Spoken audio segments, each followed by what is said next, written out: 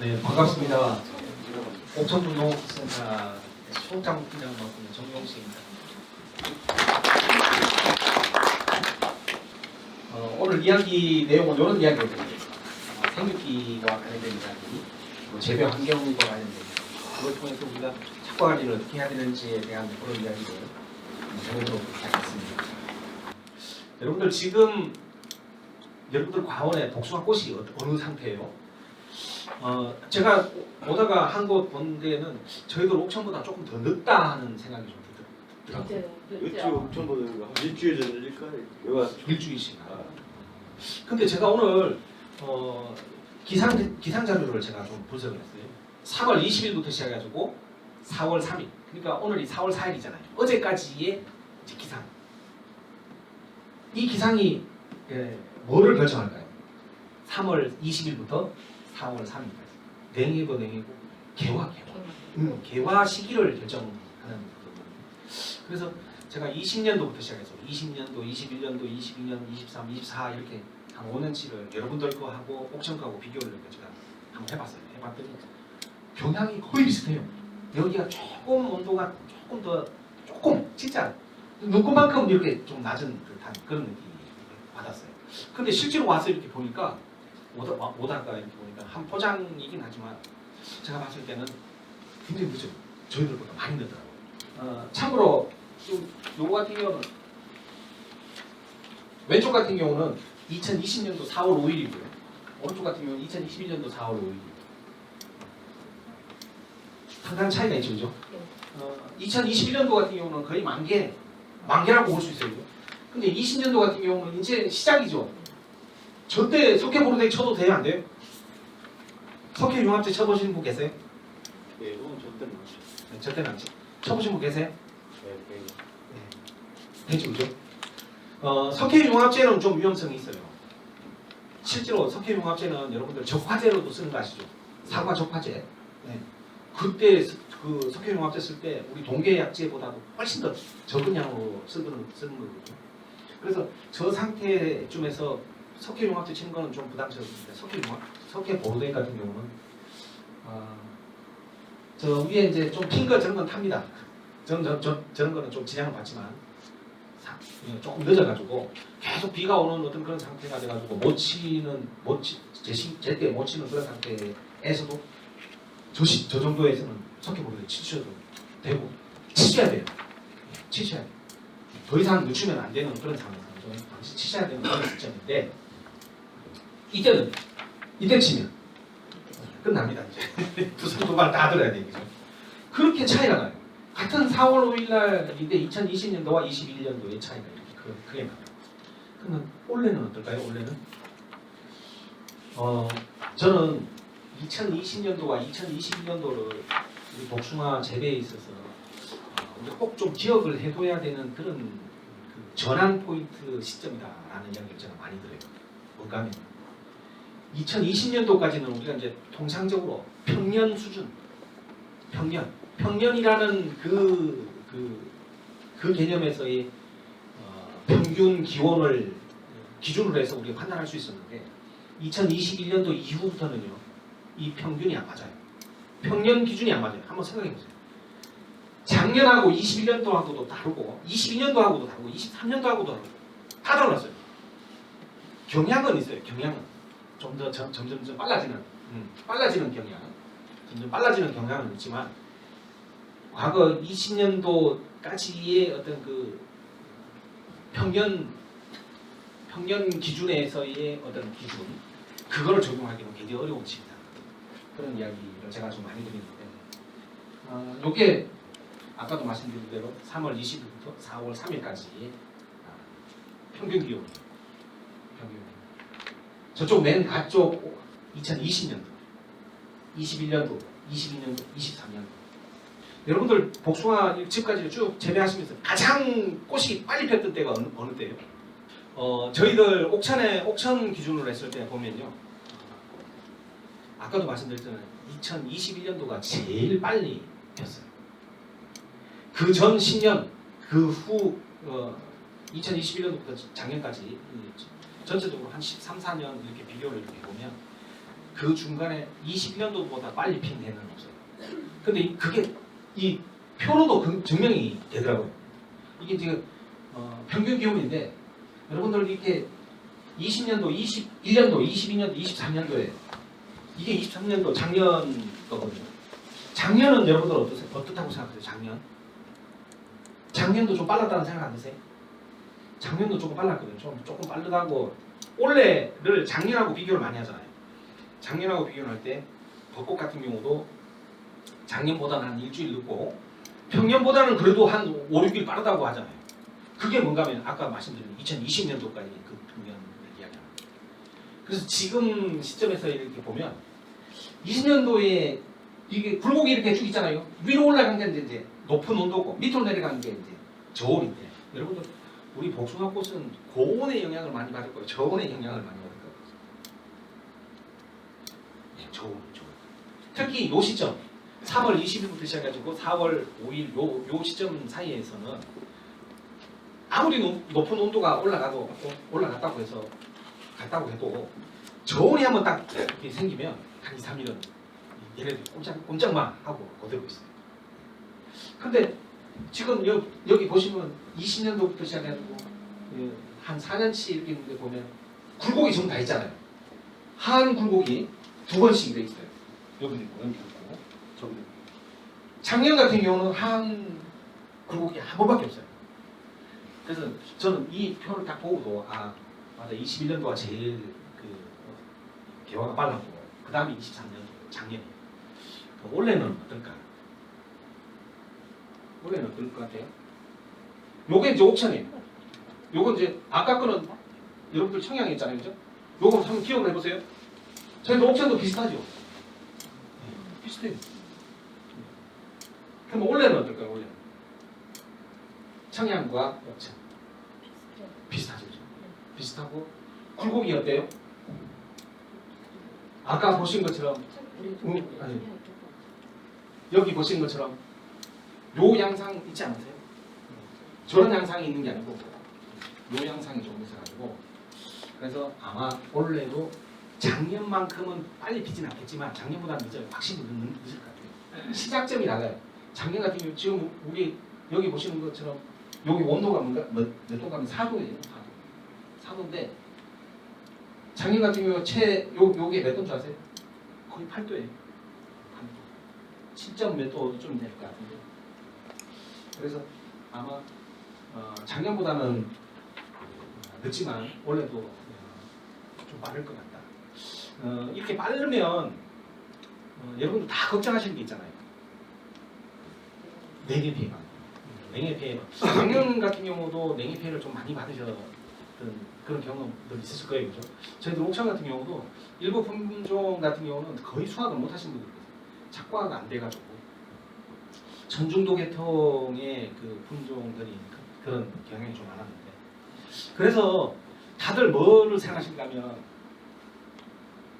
이게 지금 여러분들 꽃가루잖아요. 네.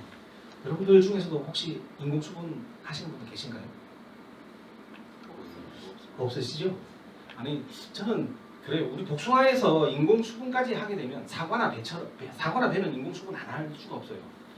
그 사과나 배의 수종 자체가 자가 수정이 안 되거든요. 근데 우리는 기본적으로 꽃가루만 있으면 자가 수정이 돼요. 자가 수정이 되는 건데 이게 만약에 인공수분을 해야만이 되는 어떤 그런 상황이면 이건 너무 어렵다 하는 그런 생각이 들거든요. 인공수분을 하지 않아도 될 만큼의 관리를 우리가 해야겠다.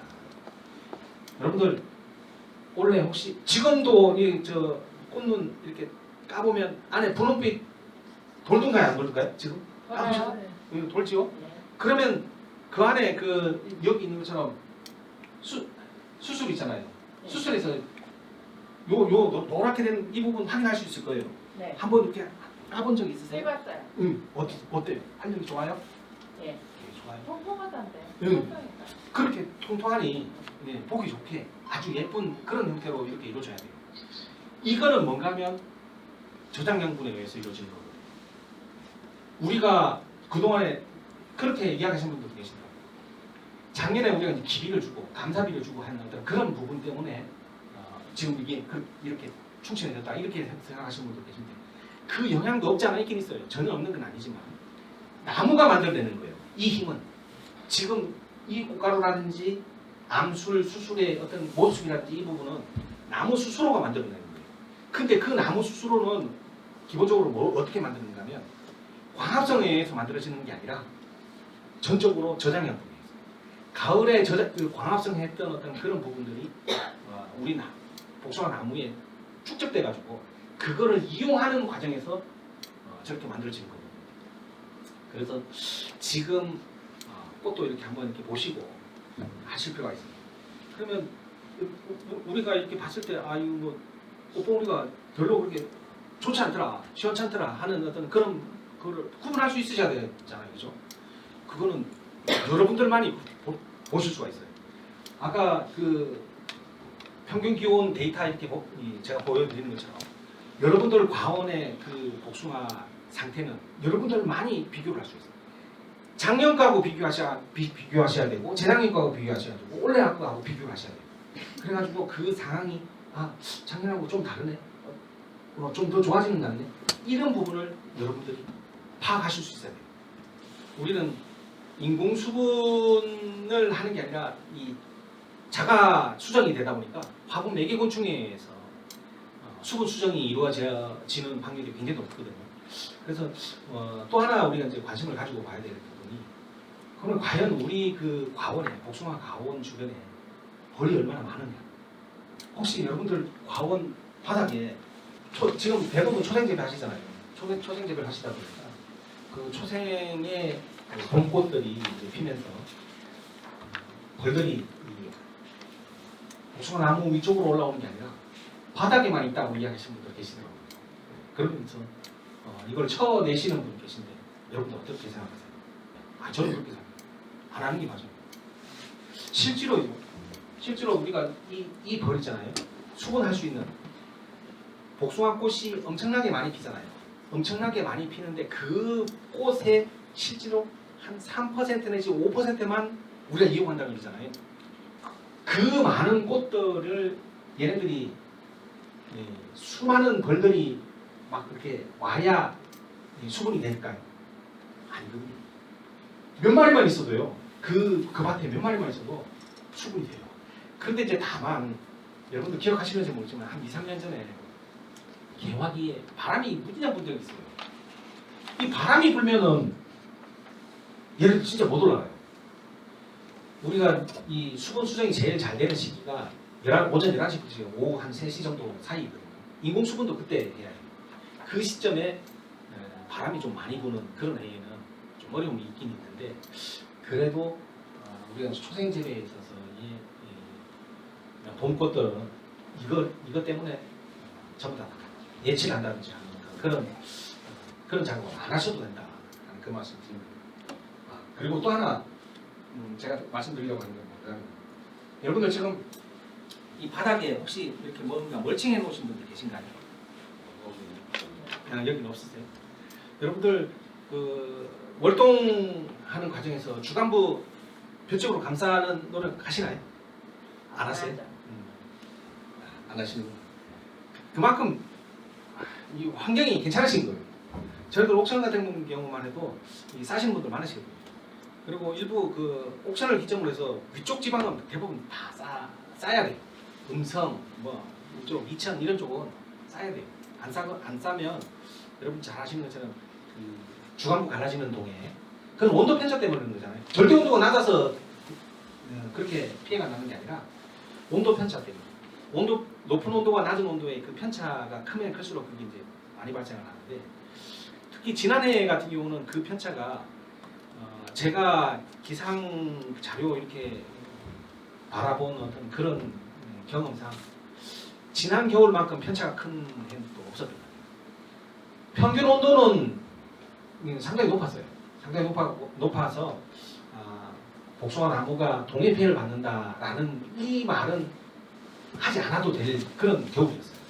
그런데 주간부가 갈라지는 이거는 절대 온도가 낮아서 하는 게 아니라 온도 편차 때문에 발생하는 거기 때문에 이거는 분명히 발생할 수 있어가지고 그분들 이제 볏짚으로 이렇게 감싸고 하는데 그때 그 감싼 그 볏짚을 지금 전부 다 풀어놓으시잖아요. 풀어놓고 바닥에 전부 다 까시는 분들 많으시거든요. 어쨌든 지금 현재 그 우리 바닥에 복숭아 그 과원의 바닥에 뭔가 이렇게 멀칭돼 있다 그러면 지온이 올라갈까요? 떨어질까요?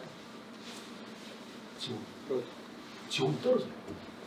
이게 뭐 흰색이든 뭐 검은색이든 할 거 없어요. 뭔가가 덮여 있다 그러면 지온은 떨어지고. 그러면 여러분들 지온이 떨어지면 개화가 빨리 될까요? 늦게 될까요? 예. 요거 여러분들 응용하시면 돼요. 뭔가 하면 상식적으로 동해폐에 꽃동에 이렇게 많이 맞는 분들 계시잖아요. 특히 이제 동쪽 방향에 있는 그 과원들 같은 경우에 일찍 피잖아요. 꽃이 일찍 피나요. 그럴 때 멀칭을 하게 되면 개화를 한 2, 3일이라도 좀 늦출 수가 있어요. 좀 너무 일찍 이렇게 개화하는 것보다는 조금 이렇게 딜레이 시키는 게 꽃동의 피해라든지 이런 부분에 있어서 훨씬 더 유리한 거예요. 그러면 우리가 이런 멀칭 재료만 가지고 그 지온을 그러면 낮출 수 있느냐? 그거 말고 또 다른 소재 없을까요? 또 하나 소재 여러분 갖고 계신 게 있어요. 스프링쿨. 한낮에 온도가 많이 올라가 있는 그 상태에 조금 지나서 제일 그 온도가 높을 때가 한 3시쯤 될 거예요. 그죠? 네, 2시 반, 3시쯤 될 거예요. 그 시점부터 들어가지고 언제까지? 해질 무렵까지 한 2시간 정도 이제 튼 거예요. 그러면 온도가 떨어지겠죠. 그리고 이제 토양이 수분을 먹고 있다 보니까 온도 편차가 그렇게 많이 발생을 하지 않아요. 여러분들 원래 정례 혹시 하셨어요? 정례? 여러분들도 정례 다 하시죠 이제? 네, 정례 하시는데 예년처럼 정례를 하지 말자고 이렇게 말씀드렸어요. 우리 이제 두 가지예요. 하나는 지난해 우리가 이제 개화기 때 저온 피해를 너무 많이 받아가지고 그거에 대한 두려움. 그리고 또 하나는 겨울철 너무 따뜻한 어떤 그것 때문에 도리어 정례를 제한을 하고 그 대신 전혀 안 할 수는 없으니까 기부 쪽하고 선단부도 하기 좀 어렵잖아요. 그 눈이 잘 안 떨어져요. 근데 기부 쪽은 조금 이렇게 그래도 그나마 우리가 애신학조 착과를 안 시키는 위치니까 그 부분 정례를 하고 등면 정례 제가 하지 말라고 했어요. 등면 정례 하지 말고. 근데 그 등면 정례 언제 하자 말씀드렸나요? 지금 하자. 지금. 여러분들 우리가 최근 몇 년 동안 해칼이 굉장히 문제가 많이 되고 있어요. 해칼이 전국적으로 문제 안 되는 농가가 거의 없어요. 과거에는 해칼이라는 게 조생종 중심으로 이렇게 해칼이 문제되고 그랬지 중만생종 같은 경우는 경획기 지나면서 어느 정도 치유가 되거든요. 그래서 이게 이제 수확전 낙과까지 이어지는 어떤 그런 부분이 그만큼 적었는데 근데 최근에는 보면 중만생종 쪽에서도 해칼이 발생하면서 이게 치유가 안 되고 이게 수확전 낙과까지 연결이 되는 그런 피해를 많이 보고 여러분들 잘 아시는 것처럼 그 해칼을 방지하려면 가장 기본적으로 어떻게 하라고 알고 계세요? 적과를 한꺼번에 하지 말라는 거잖아요. 적과를. 왜 적과를 한꺼번에 하지 말라는 거냐면 제가 이제 아까 말씀드린 와중에 치유된다는 말 있잖아요. 치유. 중만생종은 치유가 된다고 했는데 그 치유가 되는 시기가 언제예요? 치유가 되는 시기. 경획기예요. 경획기 전후로 해서 치유가 되는데 우리가 적과할 때는 언제 적과를 해요? 경획기 전에 전부 다 적과를 다 하시잖아요. 그때 너무 일시에 많은 양을 딱 해버리면 남아있는 열매에 양분이 집중이 돼버려요. 그게 집중이 돼버리면 아마 경획기가 다 하고 난 다음에 이제 봉지 쌀물에 좀 이렇게 딱 돼서 아마 흐뭇하실지도 몰라요. 왜냐면 옆집 복숭아보다 우리 복숭아 더 굵고 더 크고 근데 이게 그 분란의 씨앗이에요. 이 시점에서는 사실은 옆집하고 비교했을 때 우리게 좀 작아야 돼요. 좀 작아야 돼요. 그렇게 작게 하려면 한꺼번에 적과해서는 안 돼요. 여러분 나눠서 적과를 해야 되는데 여러분들 실제로 적과 여러분 나눠서 하실 수가 있으세요? 없으시잖아요.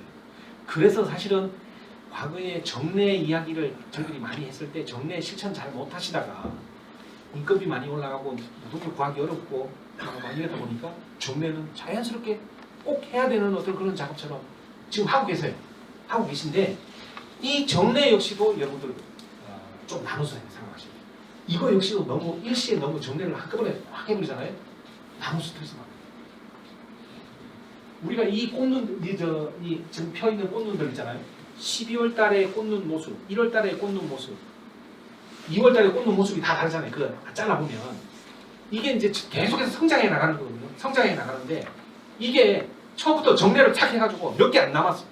그러면 에너지가 그쪽으로 전부 다 가가지고 얘는 아주 건강한 꽃눈이 되겠지 이런 생각이 드세요? 이게 아니고 우리가 이제 적과 한꺼번에 적과했을 때 헷갈려 발생하는 것처럼 뭔가 문제를 또 안고 있는 꽃이 될 수 있다는 거예요. 그래서 우리가 이제 정례를 등면 정례 같은 경우는 하지 말자. 하지 말고 지금 이렇게 폈을 때는 근데 아까 보신 것처럼 요 정도 이렇게 돼 있는 상태에 됐을 때는 등면 싹 하면 훑으면 잘 훑어지죠, 그죠? 기가 막히게 잘 떨어져요. 그래서 저는 이거를 정례라고 하기보다 적화, 좀 조기에 적화를 하자. 적화를 하자. 적어도 정례만큼은 여러분들이 하시잖아요. 노보드 가서 정례하신 분 안 계시죠? 여러분들이 하시니까 정례는 이 기부 쪽, 요 부분 아예 우리 안 달잖아요, 그죠? 그래서 요 부분은 정례로 하고 나머지는 그대로 두시고 그래서 요 정도 이렇게 했을 때 등면 따고 그럼 저 선단은 꽃 확인해요. 여기에서 제일 먼저 피는 부분이 저 선단의 꽃이 제일 많이 먼저 피잖아요. 당가지 같은 경우는 거기다 착화시키셔야 되죠. 거기도 착화시키셔야 돼요. 그 음절이에다가. 근데 이렇게 장가지 같은 경우는 저 선단부에다가 착화 안 시키실 거잖아요. 그러면 요 단계에서 조금 벗어나서 한 요 정도 단계쯤 됐을 때 저 선단부는 따면 잘 따져요. 그죠? 잘 따집니다. 그거 확인하고 그 정도 확인하고 석회보로도 치시면 돼요. 그거 따시고.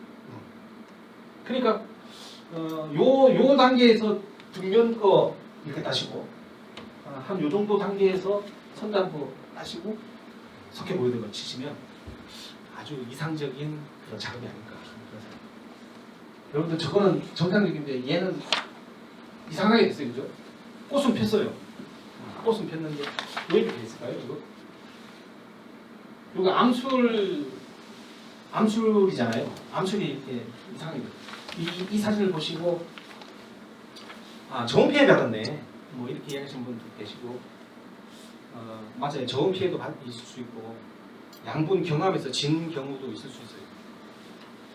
그러니까 이렇게 형성되는 이 에너지는 전부 다 저장 양분에 의해서 이루어지는데 이게 너무 지나치게 너무 분산된 거예요. 분산되다 보니까 이런 형태의 꽃들이 많이 발생하는 그런 해가 조금 있더라고요, 그죠? 여러분들 경험하실 거예요. 그래서 이런 거를 극복하기 위해서도 사실은 정례도 하고 적화도 나눠서 우리가 해야 된다라는 그 말씀. 여러분들 12월 한 중순쯤에 가지 꺾어가지고 이렇게 하면 꽃이 이런 꽃 나올까요, 안 나올까요? 몰라요, 안 해봤어요. 안 해보시죠? 안 나와요. 이런 꽃 안 나와요. 그리고 적어도 1월 한 중순 이후에 가지를 해야 이런 꽃이 나오고 그리고 이 시간이 지나면 지날수록 더 예쁜 꽃, 완벽한 꽃이 나와요.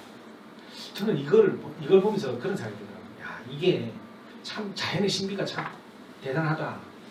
우리가 느끼지 못하고 나무가 잎이 없고 광합성 못한다고 해서 나무가 그냥 자고 있는 게 아니구나. 우리가 이제 휴면이라는 이야기 하잖아요. 휴면이 하면 나무가 자는 시기, 잠자는 시간 뭐 이렇게 생각하시죠. 이거 결코 잠 안 자요. 잠 안 자고 얘는 이 꽃눈을 그 안에서 계속 분화시켜 나가는 거예요. 분화시켜 나가는데 12월달하고 1월달하고 2월달, 3월달이 완전히 다른데 1월 한 하순쯤에 한 건요. 이 꽃을 피우기 위해서는 기간이 좀 오래 걸립니다. 기간이 오래 걸리고 지금 거는죠. 꽂아놓고 한 5일만 있으면 꽃이 펴요. 근데 1월달 거는 거의 한 보름 정도 간다. 1월달, 2월 초. 그 이유가 뭘까요? 이게 저는 그런 생각이에요. 얘네들도 겨울 내내 쉬고 있는 게 아니라 이 분화가 되면서요. 우리 여러분들 우리 휴면 이야기했지만 휴면에는 두 가지 휴면이 있다고 아시잖아요. 자발 휴면과 타발 휴면. 그러니까 쉽게 말해서 뭔가 하면 우리 복숭아 같은 경우는 그 평균 기온 한 6도 전후에서 일정 시간이 반드시 필요해요. 그 기간이 경과해야만이 꽃이 형성이 돼요. 꽃이 필 수가 있어요. 아까 제가 말씀드린 대로 12월 달에 꽃이 그 가지는 찌질하다고 말씀드리는 이유는 그 근거는 그 시간이 안 채워진 거예요. 그 시간이. 근데 이제 그 시간이 다 채워지고 나면 그 어떤 시점에서 나면 온도만 맞으면 언제든지 피는 거예요. 언제든지. 지금 얘는 잎이 상당히 많이 돋아났잖아요. 그죠? 여러분 이거 보시면서 좀 특이하다는 생각 드시죠? 요런 품종 혹시 갖고 계세요? 있어요. 많아요. 이거. 품종 많죠. 요게 이제 품종 특성이 이렇게 나타나는 경우가 있고, 그리고 요게 저장약물 축적이 가을 날씨가 좋고 저장약물 축적이 충분히 이루어지는 그런 그 환경에서 또 이게 또 많이 발생한다고 하더라고요. 이런 부분이. 그래서 어쨌든 이렇게 이제 전개가 되는데 여러분들 요 상태를 보시면서 요 모습을 만들어낸 에너지도 저장약물이라고 하시면 믿어지시겠어요? 요 상태도 저장약물이에요. 이 잎에서 얘가 크는 거 아니고요. 뿌리에서 올라오는 그 질소인산 가리에서 얘가 크는 것도 아니고요. 이 가지 있잖아요. 이 가지에 의해서 가지에 있는 저장약물에 의해서 얘가 이렇게 큰 거예요. 제가 뭐 말씀드리려고 하면 전점.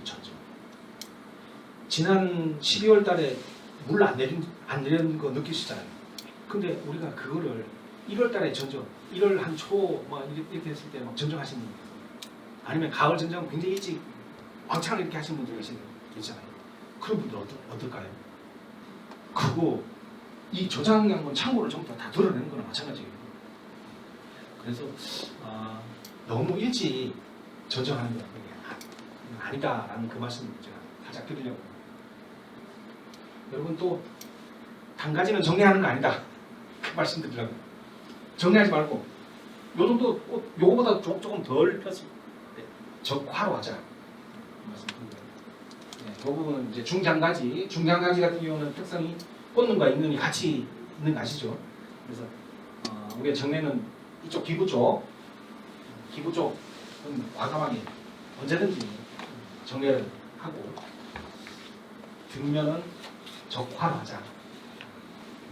요게 굉장히 짧은 결과적으로 굉장히 짧죠, 그죠? 요거 단가지라고 생각하면 안 되는 거예요, 그죠? 요거는 중장가지라고 봐야 돼요. 뭐냐면 성질상 또 잎눈들이 중간중간 다 있잖아. 이게 단가지 같으면 여기서 여기까지 잎눈이 하나도 없고 여기만 잎눈이 있는 거예요, 그죠? 아무리 작아도요, 요런 현상 가지고 있는 그 결과지들이 있어요.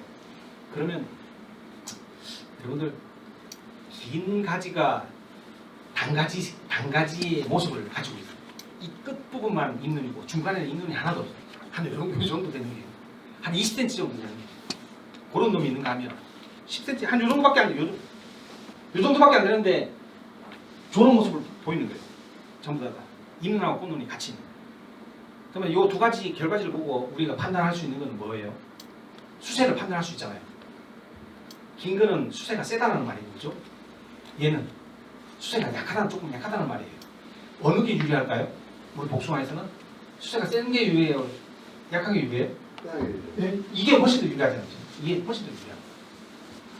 그래서 초보적으로 이렇게 하시는 분들을 보면 요런 가지가 많을 때 퇴비를 좀 더 많이 준다든지 추비를 한다든지 하시는 분들 계신데 이게 정상이라는 거. 네, 이게 요것도 정리가 다 된 상태에서 단가지로 여러분들 이거 보시는 것처럼 얘도 단가지였어요, 그죠? 단가지.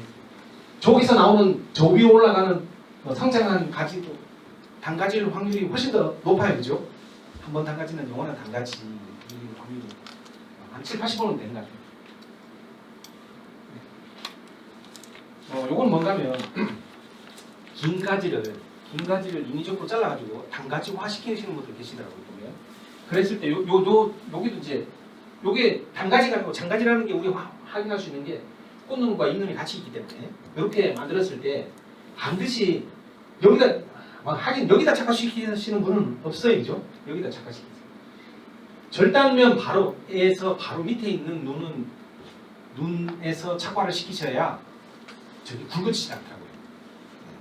이게 자칫해서 요거를 지금은 이거 2개 있지만 요게 이제 3개 요런 눈 3개 남기고 잘랐을 때 맨 위에 눈을 내 쪽에 착화를 안 시키고 두 번째 눈에 이렇게 착화를 시키면 얘가 굵어지고 요 위에 올라가는 그 도닥 그 맨 위에 있는 그 신초 있잖아요. 거기서 뻗는 그 가지의 성장이 우리가 생각하는 것보다 훨씬 더 강해져요. 그래서 인위적으로 단가지화 했을 때는 되도록이면 끝에 끝눈 거기에는 반드시 착화를 시켜요. 착화를 시키고 나머지 잇눈 같은 경우는 요거 2개는 만약에 3개 있었을 때 저 세 번째에 착화시키고 두 번째, 세 번째에 있는 저 신초 같은 경우는 그 저기서 나오는 가지는 우리가 적심할 수 있잖아요, 그죠? 적심할 수 있고 그렇게 관리하시면 돼요.